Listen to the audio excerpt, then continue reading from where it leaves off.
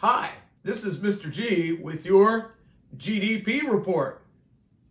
No, this just in. This is Mr. G with your weather report. No, what is it then? This is supposed to be about the Human Development Index? Over using just GDP to measure a country's economy? Man, that sounds too much like school. Let's just make this a sports report.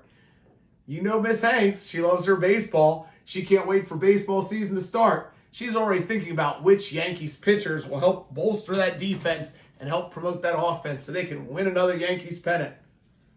Mrs. Hannity and Mr. G love the Pittsburgh Steelers, and since it's playoff time, it's time to wave the terrible towel. Make sure you do some stretching. We don't want any pulled muscles. Now, at the time of this report, we don't know if the Steelers won or lost their playoff game. But if you look at Mr. G and he's crying when you see him next, that's a pretty good indication that they lost. No, this really is supposed to be about the whole Human Development Index? Okay, let's roll. When we think of GDP for national growth, when we think of our economy, GDP is great for measuring how much of goods and how much of services, how many goods and services are produced in our country for each person in a year. But we would be in trouble, and I don't just mean the game trouble, if that's the only tool we used.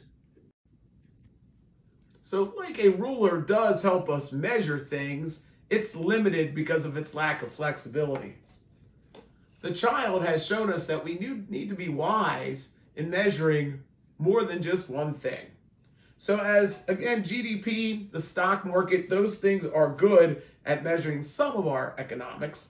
It doesn't show things like the environment, clean air and clean water. It doesn't show things like public education and other services like the fire and police that help keep us safe.